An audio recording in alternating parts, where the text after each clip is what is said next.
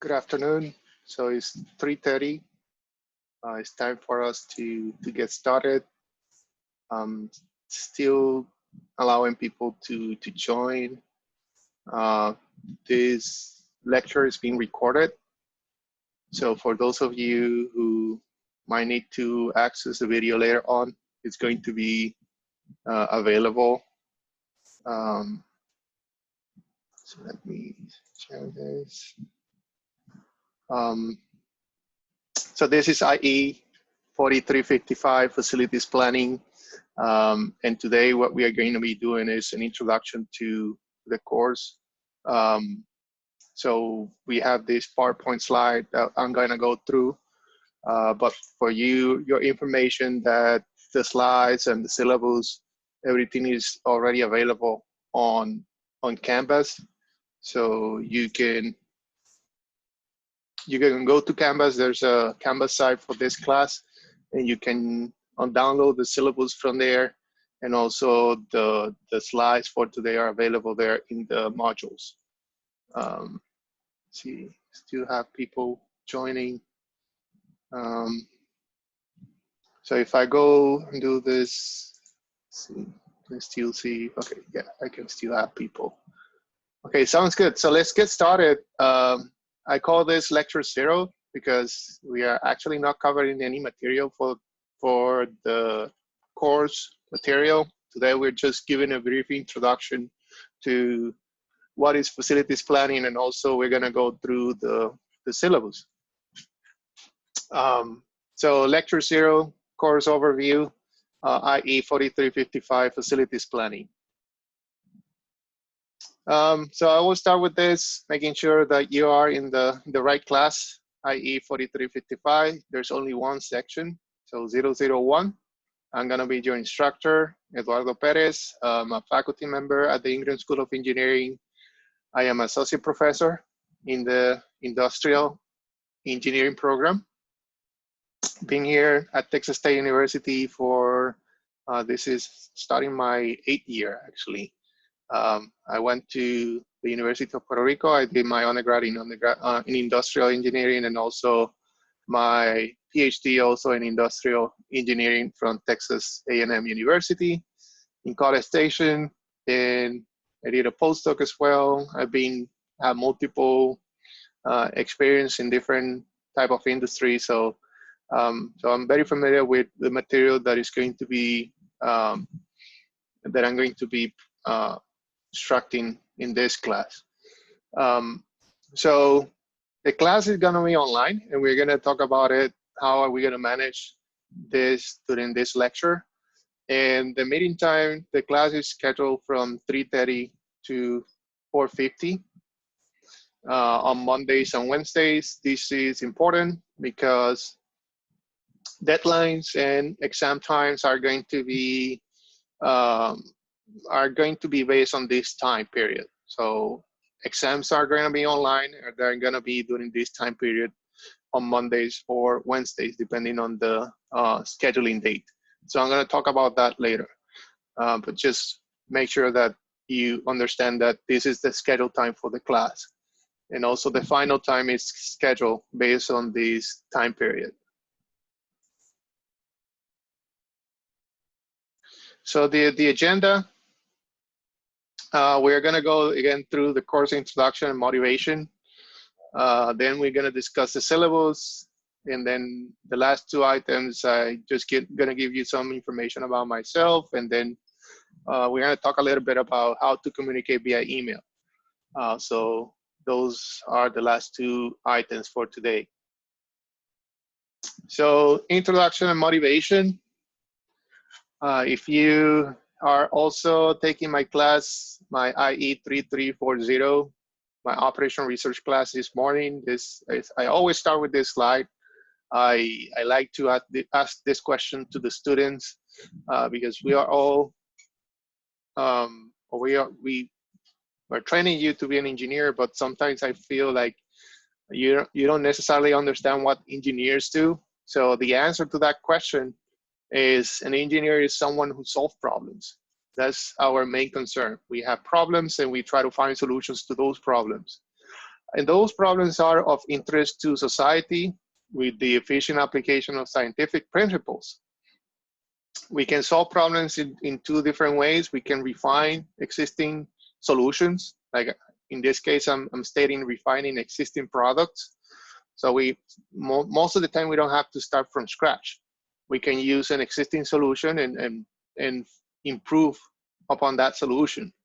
Or we can, if there's a problem that is a new problem that haven't been we haven't been faced with that problem before, then we have to design a new solution for that problem. So two different alternatives, two different ways of dealing with problems. But the most important thing is that we as engineers, we are trained to solve problems. That's our goal, and that's our profession. So in this picture, I'm showing a drone. So this is something that was not 10 years ago. You might not seen this, but now it's becoming very easy. I mean, you can purchase this, or there's multiple models out there, and then there are different things that you can do with these drones. So this is one thing that we have seen in the news, that there are companies that are trying to take advantage of these technologies, such as Amazon, to see if we can deliver products using drones and so on. So as you can see, there's a problem. If you think about delivering packages, there are solutions for it, but as engineers, we're always looking for better ways to solve problems. So this could be use of new technology to try to improve, in this case, the delivering of packages.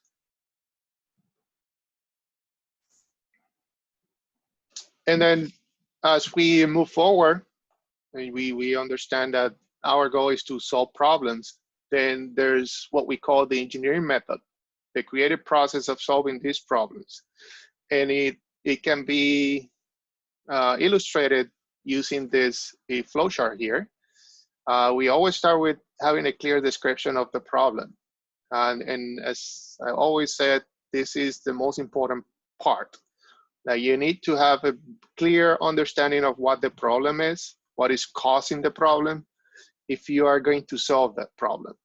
If you don't have a clear understanding, if you don't understand all the pieces of the problem, then the solution that you might develop might not be good, because you are not addressing the right factors, or you are not involving the right people in the problem solution. So we always start with a clear description of the problem, in which we involve the main actors, we involve the people that are facing the issue, we get their feedback, and then based on that discussion, we can identify what are the most important factors. Okay, so that's what we do. We get that information. Now we are trying to translate that into what we need as engineers in order to solve the problem. So we identify the important factors, and then we often rely in what we call models to try to define a solution for the problem. And there are multiple reasons that we as engineers, we rely on models. First of all, it is less expensive for you to do experimentation in a model than in a real setting. Like for example, if you're looking at a manufacturing line, it's better for you to create a computer model of that line and do experimentation with the computer model that go into the actual system and try to move machines, try to move people. You know, it's gonna be very expensive for you to stop production, to maybe create some bottlenecks where they are not needed. So that's why we rely on models to try to represent the problem and then do the experimentation in the model. So we are going to be proposing or using models to solve these problems from a facility planning perspective. And again, as you can see in this conduct experiments, that's why we need the models, because as we identify these important factors and we propose a model, then we can conduct some experimentation.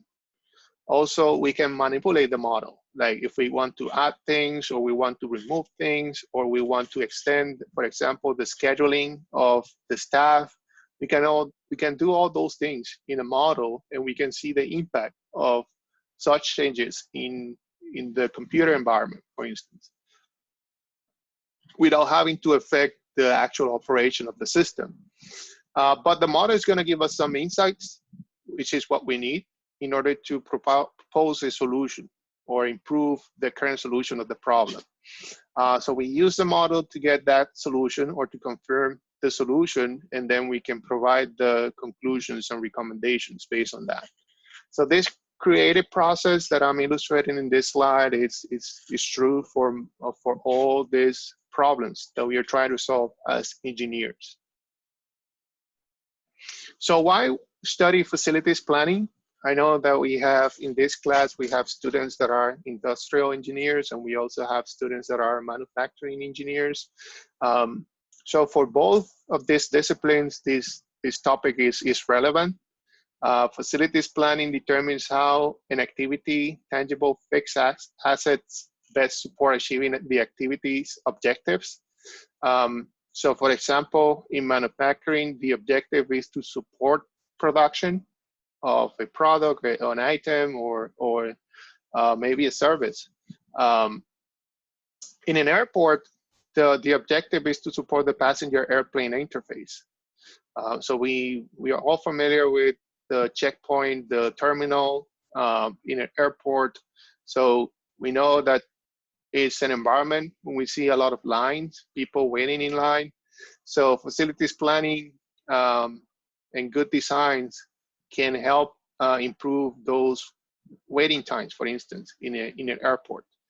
And also in a hospital, the objective is to provide medical care to patients. So in a hospital environment, this could be how we should design, I don't know, where we should locate the emergency room, that people can access that easily, or how the ICU should be designed, the intensive care unit, how many patients should we allow in an ICU based on the region that we are serving, and so on. And that type of problem is becoming more relevant with the current COVID-19 situation. So good facility design for hospitals in which we can, if we know that we have people that are high risk, having an area in which we can separate them from the rest of the patients. Those type of things are becoming very relevant. So facilities planning can help us solve some of those problems. In terms of hierarchy of facilities planning or facility planning, there are two major areas of study for facilities planning or facility planning. There's this area that focuses on the facility location, so where we should place the next store, or where we should place the next warehouse for Amazon, or where we should place the next HEB store. So that is what we call facility location, and that's also part of facilities planning. Then we also have this other area that looks at the actual design of the facility. Like if you're designing a new HEB, like what are the type of things that you are going to include in that facility? How are you going to be designing for example, the parking spaces and so on? So, and how many aisles, and the location of the offices, and the location of the restrooms. And this is just a simple example. But when we look at the design, for example, of a new Samsung facility, if you are going to be producing motherboards for computers, what is the type of what type of processes you need to include? How many departments? Where those departments should be located? Which of those departments should be located closer to, I don't know, the duct for getting the materials and so on. So we are going to touch on both of these areas, facility location and facility design. We're going to start with facility design, and towards the end of the semester, we're going to talk about facility location. In terms of facility design, we're going to look at things such as structural design, layout design, and handling system design. So material handling, what type of equipment would you need, and so on.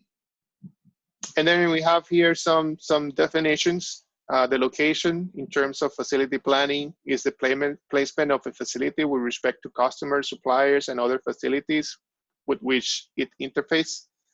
The structure consists of the building and services, so power, heat, light, and so on. Layout consists of all equipment, machinery, and furnishing within the structure. So which areas you're going to be placing this equipment, what type of equipment, and so on. And the handling system consists of the mechanisms by which all interactions required by the layout are satisfied. So what type of materials, personnel information, and equipment handling system you need. These include things like conveyors, or if you're going to have storage for your warehouse, and what type of storage you're going to be using in your warehouse, what type of forklift you're going to be using in your warehouse, what will be the size of the aisles in your warehouse, and so on. Strategic facilities planning issues. As I mentioned, number, location, and sizes of warehouses and or distribution centers. So this is becoming very relevant also lately. As you can see in this I-35 corridor, you have a lot of companies placing their warehouses and distribution centers. So there's a reason for that. So as we move forward and we see the online experience going forward, in terms of shopping and so on, we'll see more of those facilities being developed. Centralized versus decentralized storage supplies, raw materials, working process, and finished good for single and multi-building sites. Acquisition of existing facilities versus design of model factories and distribution centers for the future. So this is also very important. Like I always refer back to the example of Tesla. That when they started the building and manufacturing their cars, they were faced with this decision of whether they should buy a plant that was used, I think it was by Ford. They had already some design in it. They had, because it was a facility that was used previously to manufacture cars. But they were faced with that decision, whether to purchase a facility that was already designed for manufacturing cars or whether to build their own facility from scratch. And they end up going into the route of building their facility from scratch, because what they found out is, like, even though they were producing cars, the type of car that we're producing were totally different. The type of machines that they were requiring was different. The type of layout that they would need was different. So even though that facility was in place, it was not meeting the requirements for the type of product that they were going to manufacture. So that's the type of decision that you also have to make. Interface between storage and manufacturing. So if you're going to run a process in which you require a lot of materials coming into your manufacturing line, so how do you place an interface between the receiving area where you get the materials and the area where you're producing your product? So those have to be connected somehow. They have to be placed close by. Movement of materials between buildings and between sites. So as this picture is showing here, if you look from the facility location perspective, you want to have, if you're looking at this concept of cross-dock, when you have basically a warehouse in which you're going to get some product delivered, and then you're rearranging this product and you're sending that product to other locations. So where to place those type of facilities, how many trucks do you need, how many retailers, how many suppliers, and so on. Those are questions that we can answer with this, with the information that we're going to be discussing in this class. We have facility design. We have two different approaches here, the sequential, which is the one illustrated here, versus the integrated approach. The sequential approach basically is a serial steps that you follow You start with product design, process design, facility layout, material handling, and then finally the planning of your production based on that facility. The first few lectures of this semester are going to be focusing on this product design, process design. So that first lecture on Wednesday is going to be discussing the difference between those two. But this is the sequential approach. The integrated approach have shown better results in terms of reducing cost, quality, production, and productivity, and so on. So basically, the integrated approach uses this concept of concurrent engineering, in which you are not planning things independently or in separate chunks. You are basically trying to connect all of them into a major planning effort. So as you plan for product design, you are also planning for process design and for the scheduling design.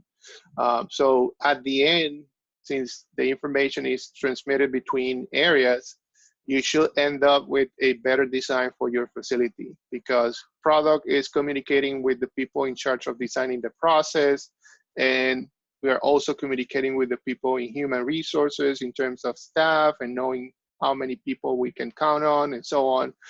So this integrated approach, in which you're not doing things separately, but you're doing things in an integrated way, have shown a lot of improvement in terms of multiple performance measurements. So as I mentioned already, we have these two groups. So if we are going to spend a lot of time in what we call the layout design. So this is the design of the facility, the interior of the facility. So what this means is planning for the location of machines, utilities, employee workstations, customer service areas, material storage area, aisles, restrooms, internal walls, offices, and computer rooms.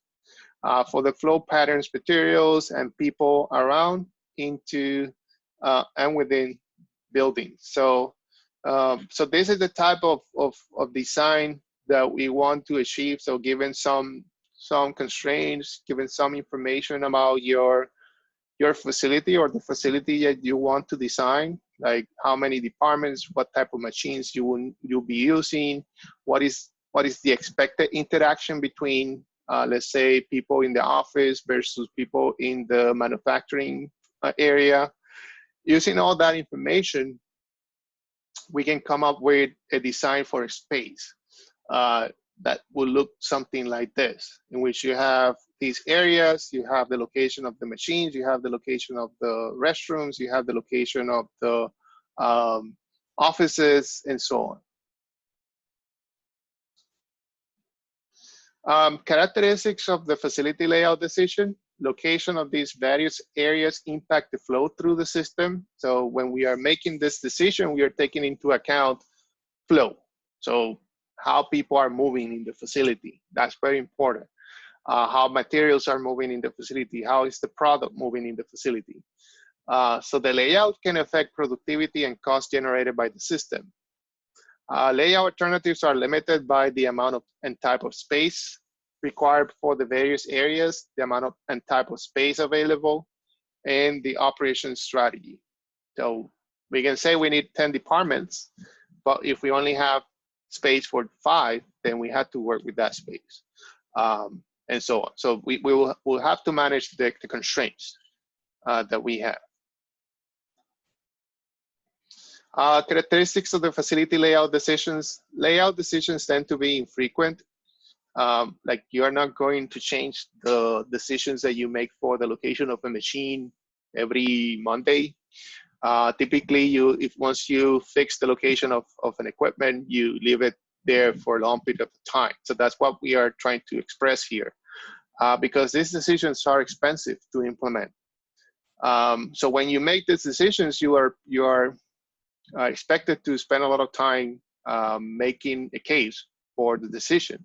So these are decisions that are studied, evaluated extensively, and that requires long-term commitments. A layout problem may be to determine the location of a new machine. or develop a new layout for an existing production plant. Let's say you are working for Johnson & Johnson and you are developing a new product, a new capsule for, I don't know, headache. So this new product is going to be using a new material that requires a new machine. So now the production line that you are using to produce Tylenol, typical Tylenol, is not longer used. So you have to develop a new layout for this new product.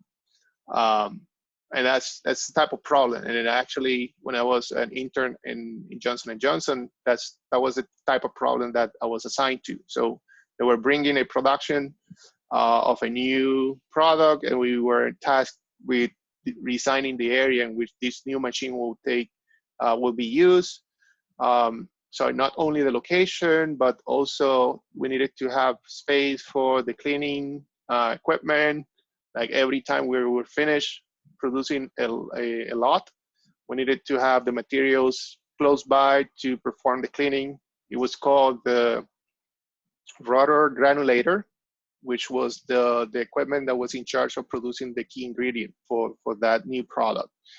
So we needed to have that into account, and also how that new production line or process was going to be integrated with the rest of the facility, and so on. So a layout problem may arise due to change in the design of a product, as I just mentioned, addition or deletion of a product, change in the demand of a product, change in the design of the process. So having new machines, for example, new equipment, addition or deletion of a process, or replacement of equipment. Proper layout enables higher utilization of space, equipment, and people, improve flow of information, materials, or people, improve employee morale, and safer working conditions. Like if you're working, at least from my perspective, you go to a manufacturing floor and you see that everything is organized, everything is in the right place. I think that impacts the morale of the staff. And if you have a high morale in your staff, typically they will produce better results. So it's all connected. If you have a layout facility that, I don't know, right now is very popular to have natural light. So if you can include some of those items into interior design, that also might not have an impact on how many parts a machine can produce, but might have an impact on the employees that are in charge of doing the setups. So if you have employees that are happier, they typically will work better and they will stay longer with you, which is also important. Flexibility. Poor layout costs you time and money. Okay. I always like this example. I mean, we are all familiar with McDonald's. It's been in the United States for a long period of time. So this fast food restaurant has implemented multiple changes in their layout in the last 50 years. And those are the ones that I'm going to be pointing out here and see also the impact of those changes. So, so these are some of the changes that have been implemented in this fast food restaurant for the past 50 years. No food prepared ahead except for the meat. Elimination of some steps, shortening of orders, changing equipment, like buying new or designing new bond machines that will save time, repositioning condiment containers, requiring less movement in the employees, from the employees, sandwiches assembled in order, production level control by computers. So if you have gone into these restaurants, you'll see that there, in some areas, they have these screens that are keeping counts and time. Discard only meat with sandwiches do not sell fast enough. So what this means is you don't have sandwiches prepared beforehand. So if you have to discard something, you have to discard only the meat. You can keep the bun and so on. And then savings of up to 100 100 million per year in food costs. These are the facility innovations that McDonald have used in the past 50 years or more than that. Indoor seating, they were the first ones, 1950. The drive-through window in 1970. Those are also facility layout decisions. Adding breakfast is not necessarily a layout decision, but that was implemented in 1980s. And the addition of play areas in the 90s, that was another layout decision. So as you can see, maybe these are things that are not necessarily very difficult to implement or to design, but they have a big impact. And those are just facility layout decisions. Here we have some information about the different levels. I'm not going to spend a lot of time here, but as I mentioned, we can look at facility layout decisions from a macro perspective. In this time, deciding where to locate your next door, deciding where to locate your next office, and so on. And then you move to building your facilities for production. And then within the facility for production, you move into designing the departments. And within the departments, you move into designing the location of the machines, which is what we have here. And then within that, you can design up to the workstations for your employees. So there's a lot of, there's 5 levels. You go from location, which part of the world, facility, departments, workstations, and so on. So at the global level, we select a site, a location. This involves factors such as freight costs, labor costs, skill availability, and site focus. Skill availability is very important. If you look at those popular companies such as Google, Apple, when they look for a place to locate their next headquarters or facilities for production, they always look for places in which they have access to talent. In that, when I refer with that is universities are located close by. So that's why you see all these companies located in California, San Francisco. There's a lot of good universities there. Austin is seeing that now. We have a lot of good universities in this area. In North Carolina, for example, they have a good complex of companies that are located close to North Carolina State University and other universities in North Carolina.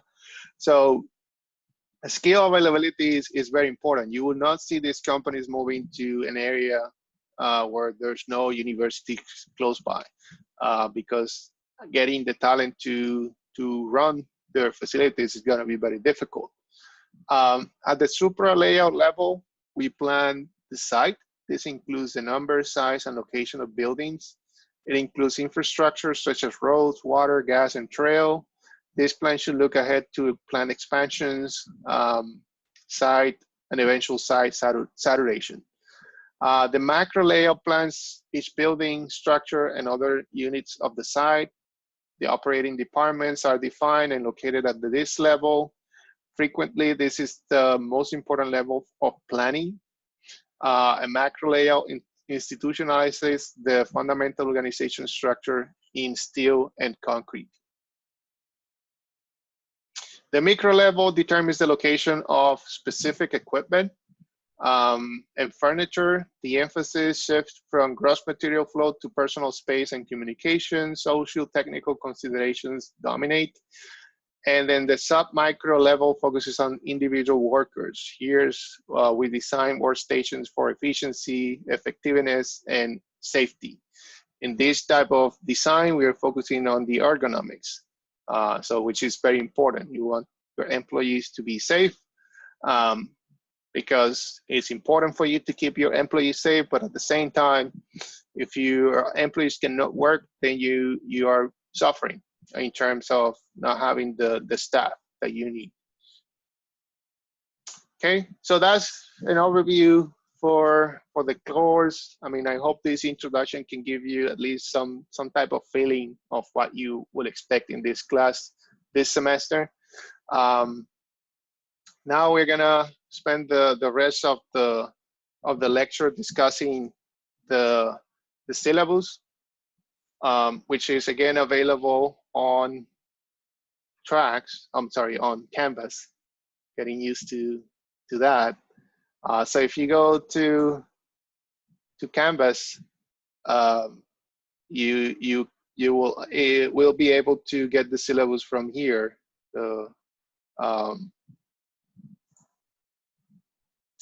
From the course syllabus PDF.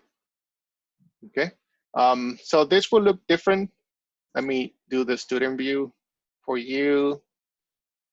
I know Canvas is very slow today.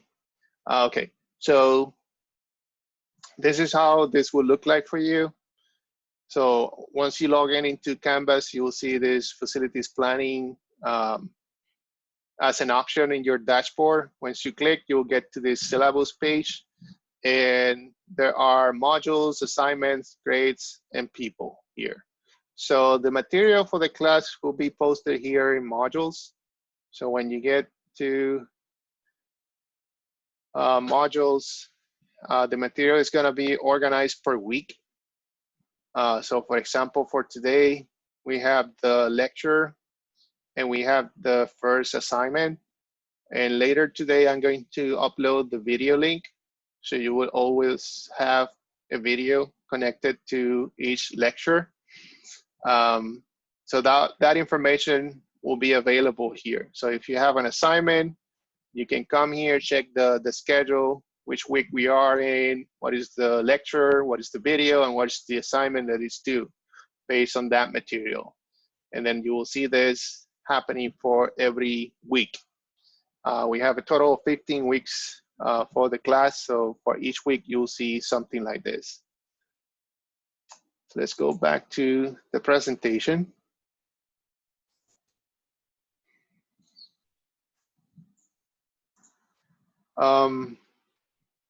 So the syllabus, as I mentioned, as I introduced myself already, my name is Eduardo Perez. I'm PhD in industrial engineering. If you want to communicate with me, you can use my email, which is listed here. And I have provided you with these two social network accounts in case you want to connect with me. We are not going to be using LinkedIn or Twitter to share information about the class.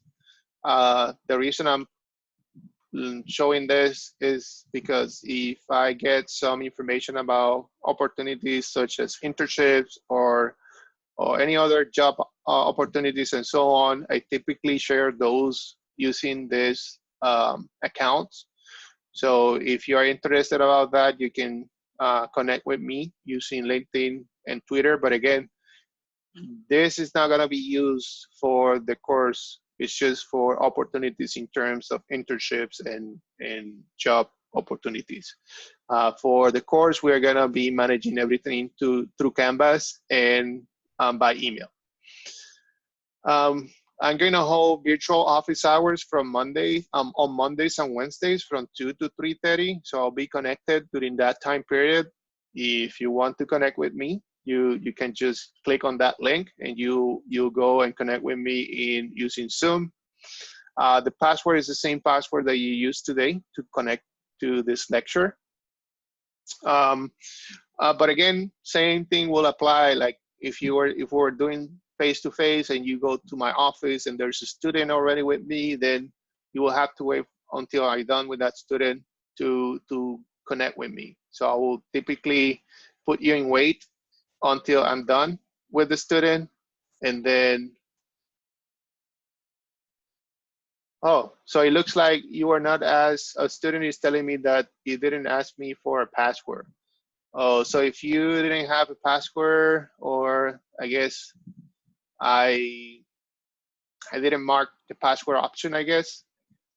I just Yes. clicked on the link in the email. I Okay. mean, sorry, in Canvas on the syllabus. Okay. Yeah, that's good to know. Thank you. Thank you for letting me know.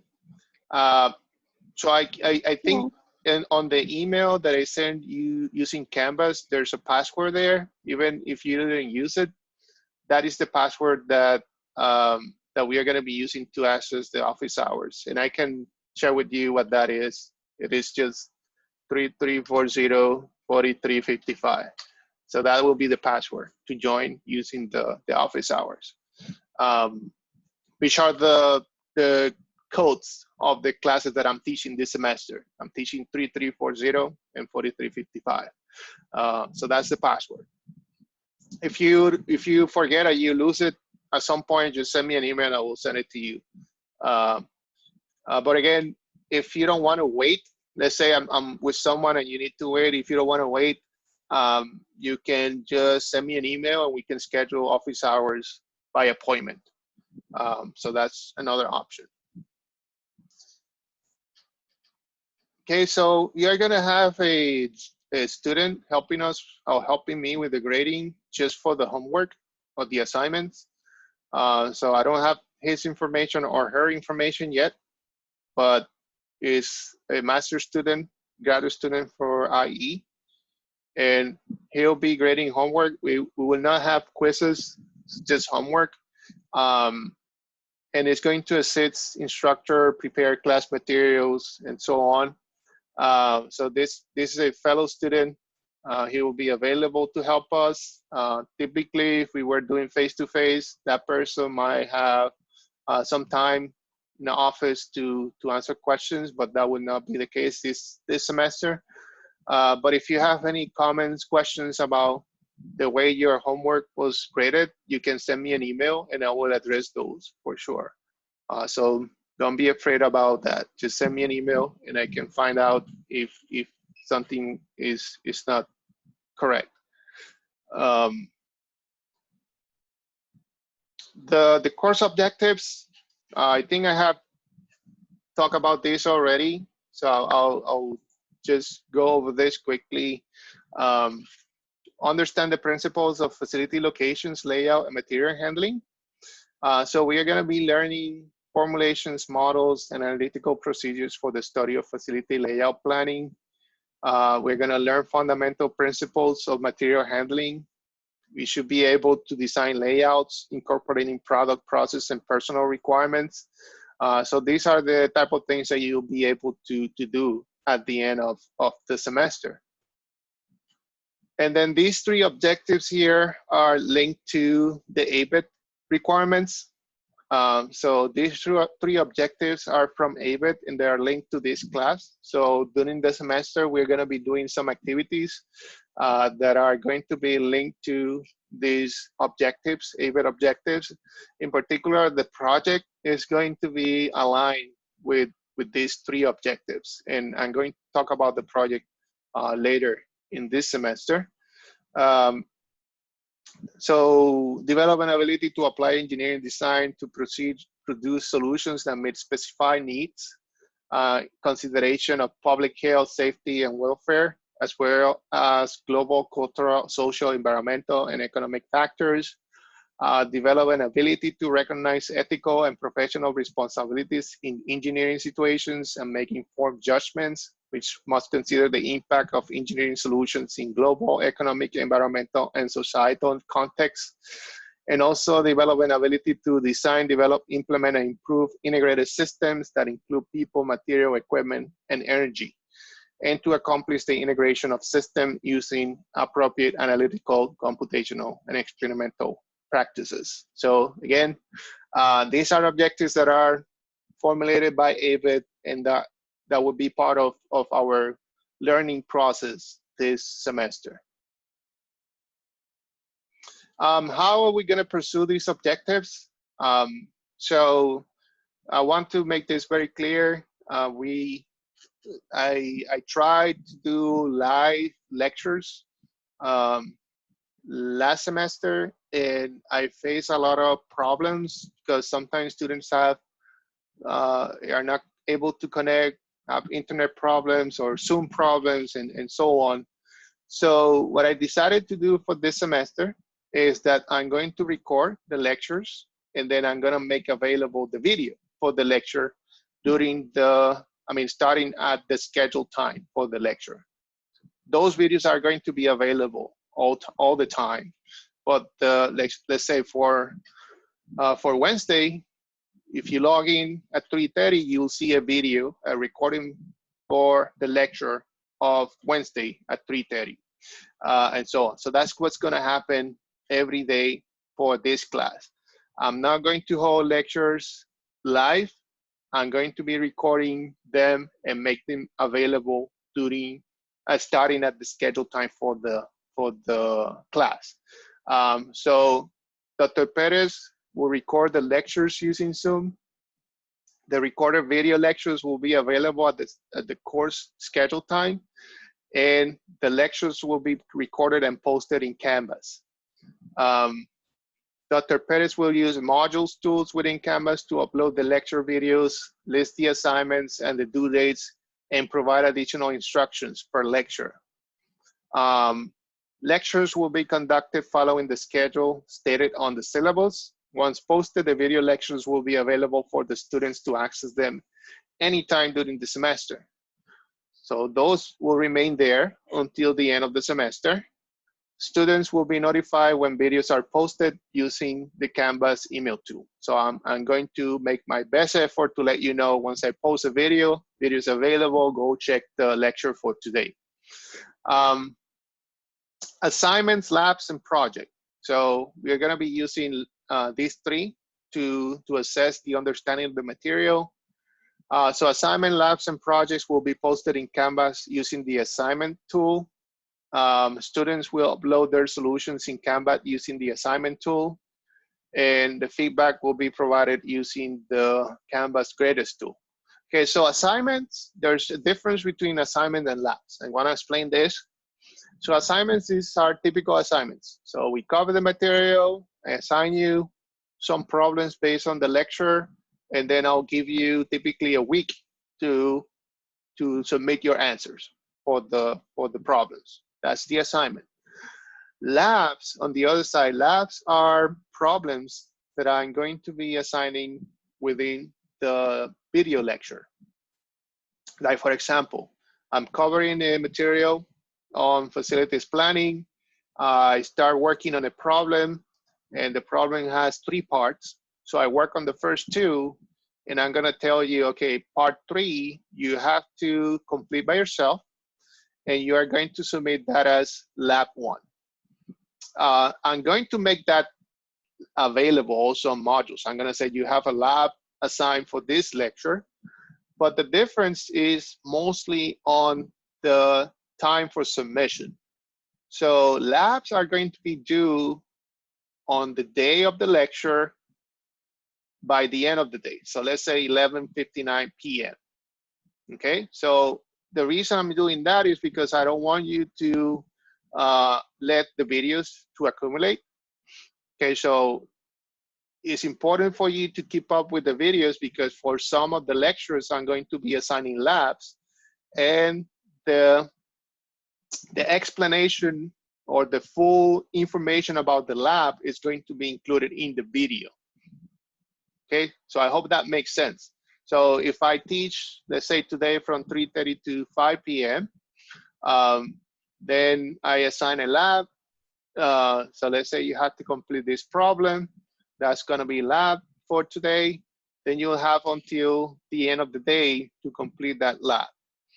Okay, so it's gonna be short, small problem. It's not gonna be something that is gonna take you forever to complete. Typically, it's gonna be something that you'll be able to do in 20 minutes, for instance, if you watch the video, and that's the difference. Okay, so assignment is a set of problems that I'm going to assign you. You will submit in a week. Labs are based on the discussion of the lecture material, and you will have until the end of the day of that lecture day to submit the answer for that lab. Okay, so, and that's stated here somewhere later on. So the exams will be posted and available in Canvas following the schedule stated in the syllabus. So I will show you that schedule in a minute. Dr. Perez will design the exams to limit academic dishonesty. So what I mean by that is Canvas, the quizzes option, give you an alternative in which you let the student answer every question. Like question 1, you submit an answer and then you move to the next one. Question 2, you submit an answer and you go to the next one. But you cannot go back to the previous questions, okay? So that's the type of exam that I'm going to be designing. So if there's 20 questions, you will answer the first one, you move to the next one, answer that one, move to the next one, but you are not gonna be able to go back and forward within questions. So that's the type of exam that is going to be provided for this class. It's gonna be online. It's gonna be using the quizzes option, and it's gonna be scheduled within the time frame of the class. So it's gonna be either on Monday or Wednesdays from 3:30 to 5, or 3:30 to 4:50, I'm sorry. I already mentioned my office hours.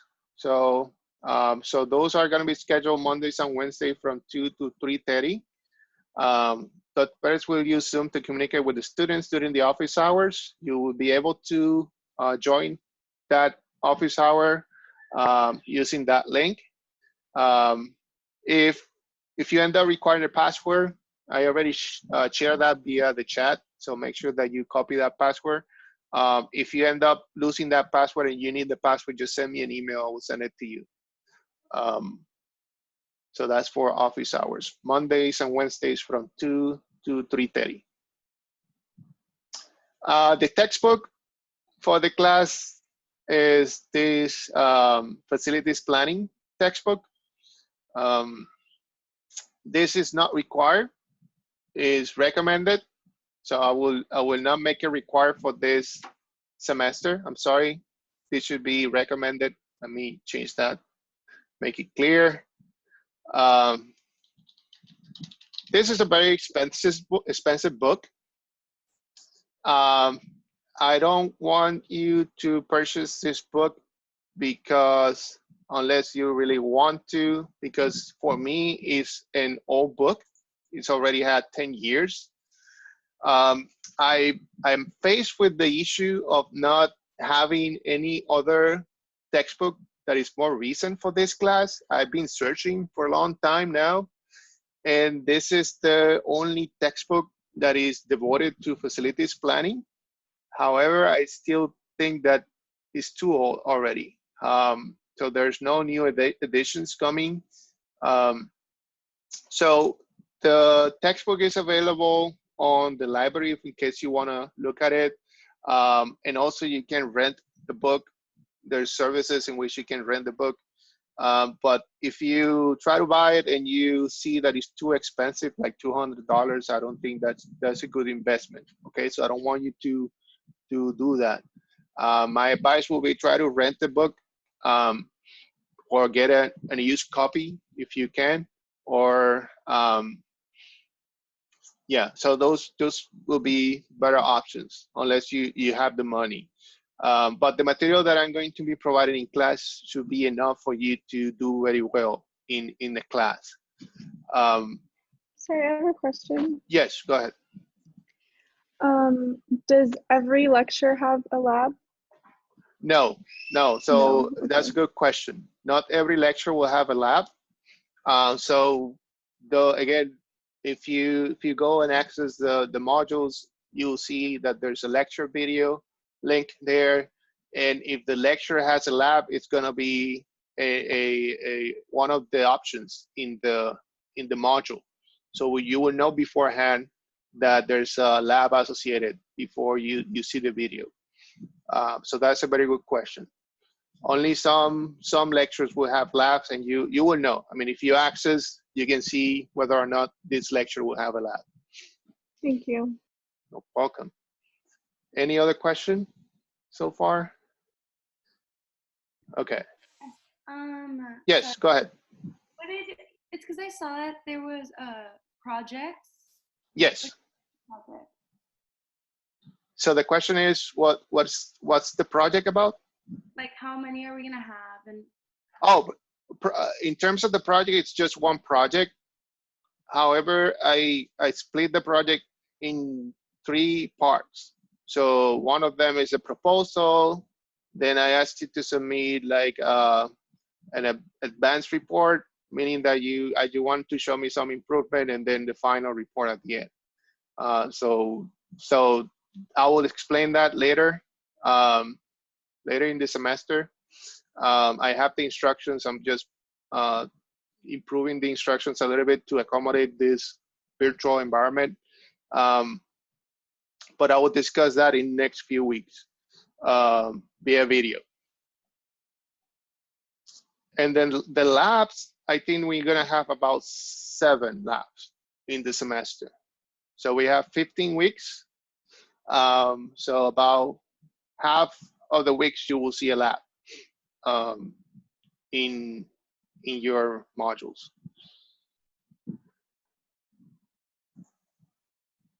See, I have some questions here.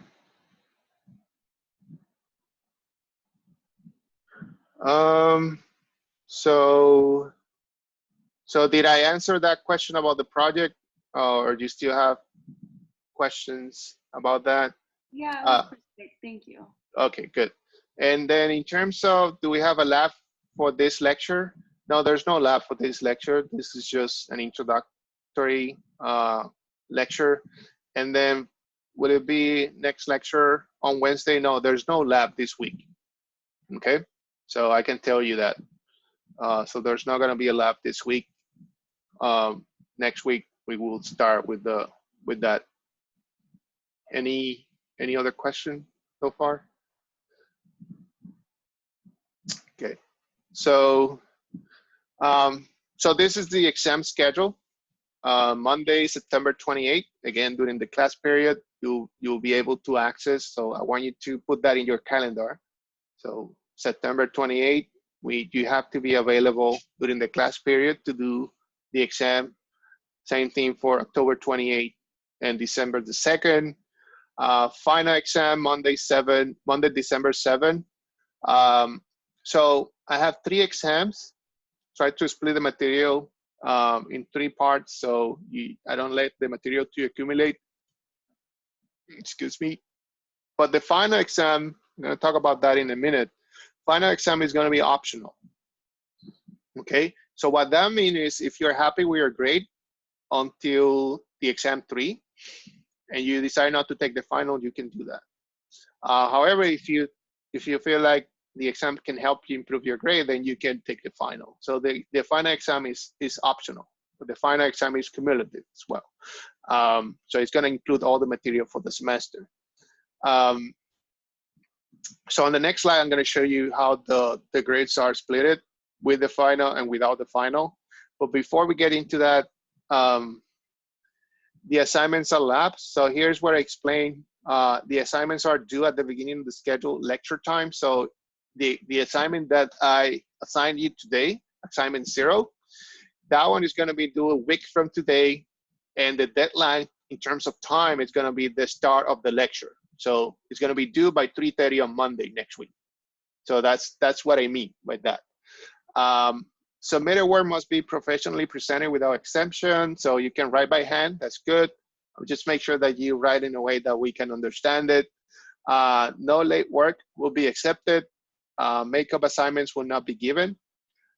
So if you have an emergency or something, just let me know beforehand, and I can work with you. Any student who fails to submit a graded assignment on time will be awarded a 0 score unless there a medical reason or valid documentation is furnished. Labs, this is what I was referring to earlier, are practice problems assigned during the lecture time or during the lecture video. In this case, you'll be required to work and submit your answer before the end of the day for that class period where the lab was assigned. Okay, so that's what I was referring to earlier.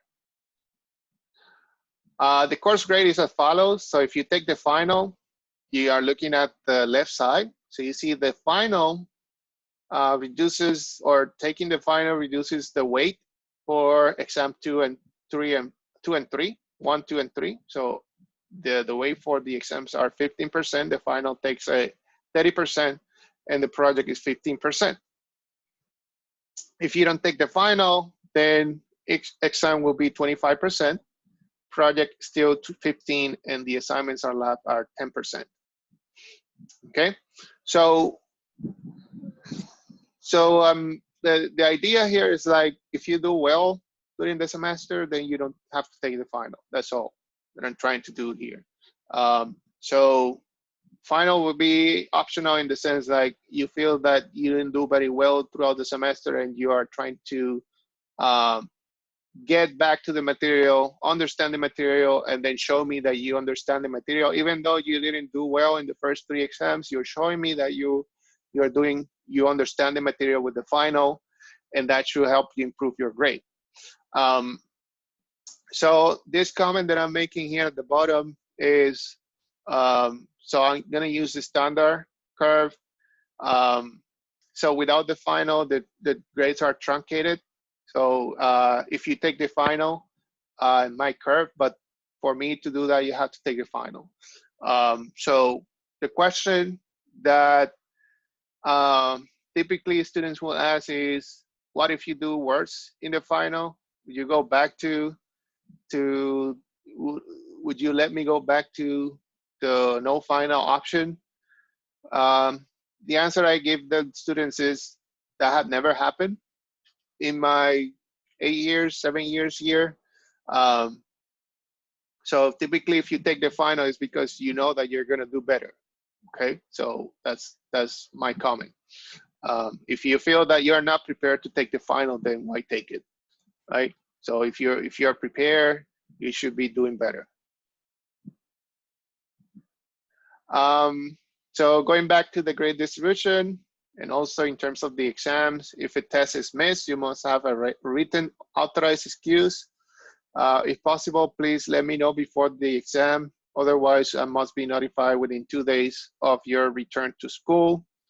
Missing an exam without a written authorized excuse will result in a 0 grade for that item.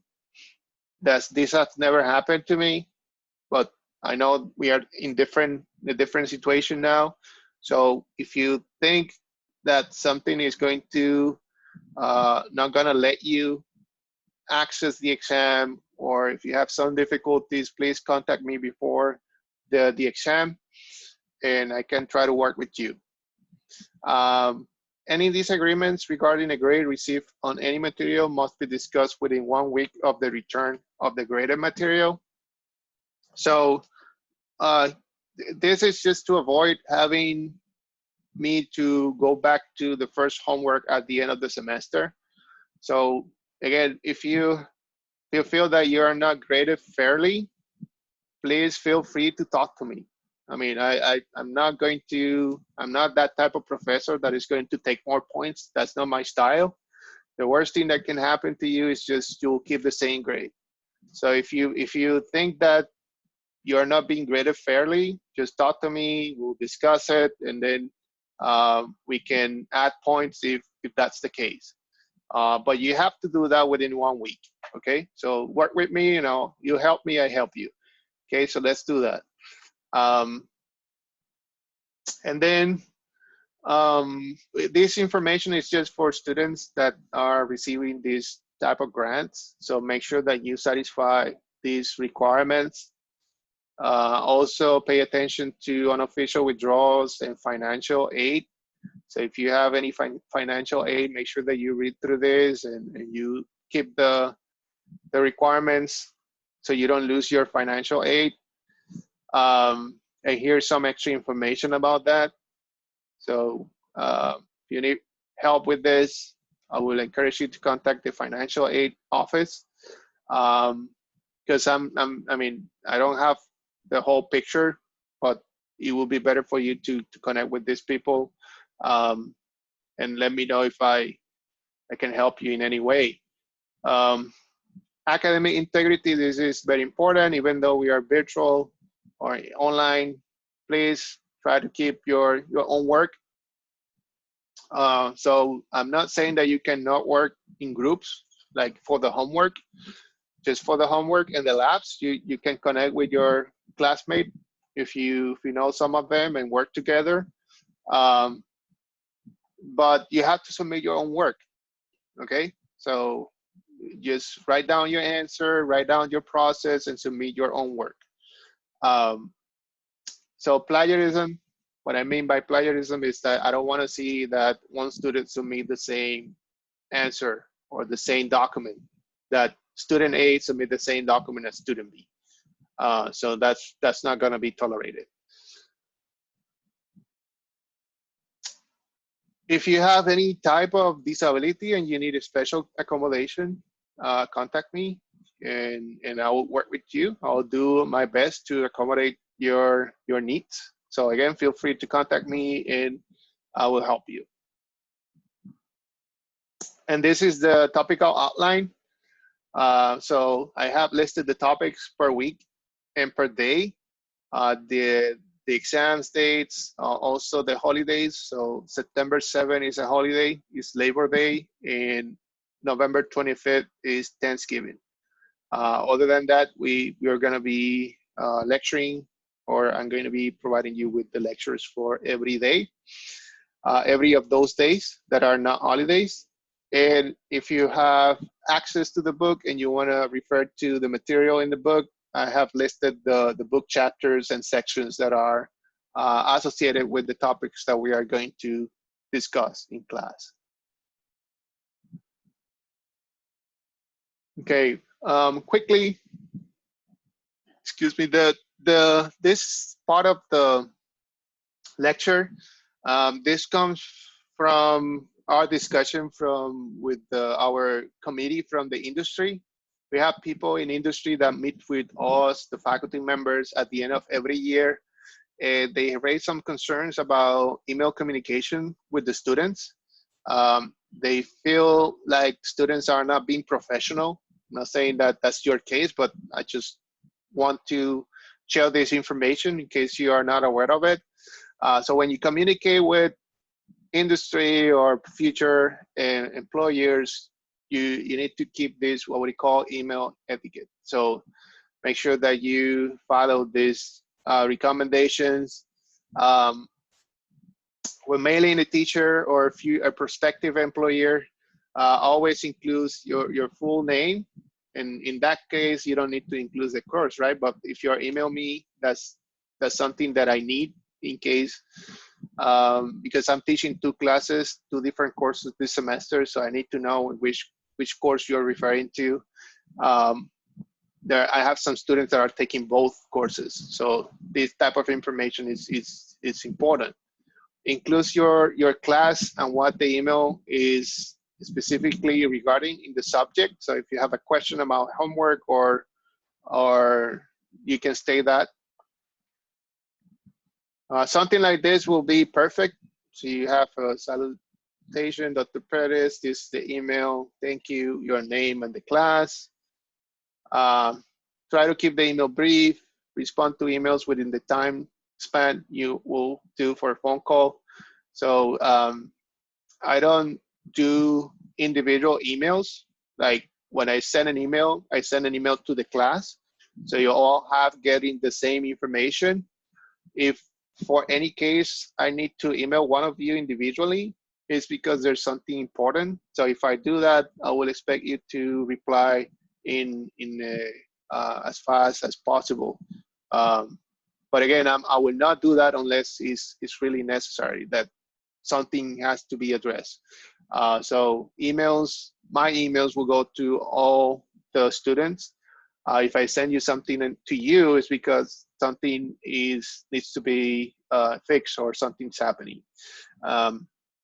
Check for spelling, punctuation, and grammar errors before clicking send, and use a professional font, not decorative.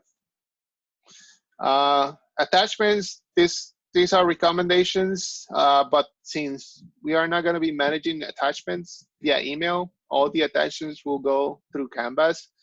unless there's a late submission that I allow you to do and you need to submit via email, then I will prefer you to use a PDF document. Good topics for email, easy question, or you are submitting something that I am allowing you to submit via email. Bad topics, like for example, if you are not happy with your grade and you feel that you were not treated fairly, that would be a conversation that is better to have face to face, like using Zoom, for example. Because if we try to address that via email, it get complicated. So that's my feedback. Okay, so if you think that you say something that will require a longer conversation, it's better to schedule an appointment and discuss via Zoom. And then finally, my introduction, as I mentioned, I have a lot of experience in industrial engineering. Graduated in 2004 from the University of Puerto Rico, and then came to Texas, went to Texas A&M University, graduated in 2010. After working for a year in the financial industry, then I did a postdoc also, and came to Texas State in 2012. I run a lab in Texas State in addition to teaching. So I teach these two courses and I do a lot of research. So right now I have projects with the Texas State of Department of State Health Services, which are the ones managing the stats and the data for COVID-19 in Texas. So I have a project with them looking at disease spread and hospital utilization and so on. Also working with the Department of Homeland Security in studying the checkpoints and terminals, how to improve the flow of passengers in airports. So that's also another project that I'm working right now. And also working with planning for disaster relief for hurricanes. So I'm working with some food banks in the area, the one in Austin, the Central Texas Food Bank, and the one in Houston, the Houston Food Bank. So, so if you are interested in research, like at some point you're planning to go to graduate school or something like that, and that's something that caught your attention, you can contact me and we can talk about opportunities in pursuing research. So that's it. Any questions?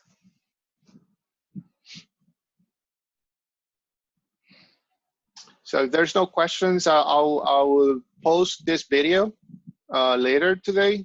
So if you want to watch it, and then it's going to be available. And that's it for today. So next lecture is going to be recorded on Wednesday. You will have access to that video at 3:30. You have that video there, and you can watch it. And then the following videos will proceed in the same way. No questions, so good. So that's all for today, and we'll be in touch. Thank you. Thank you.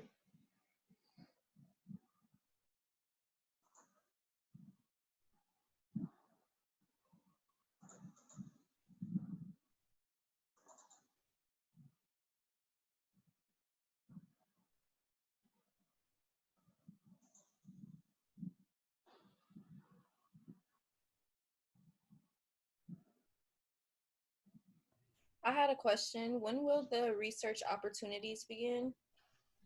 So this is ongoing.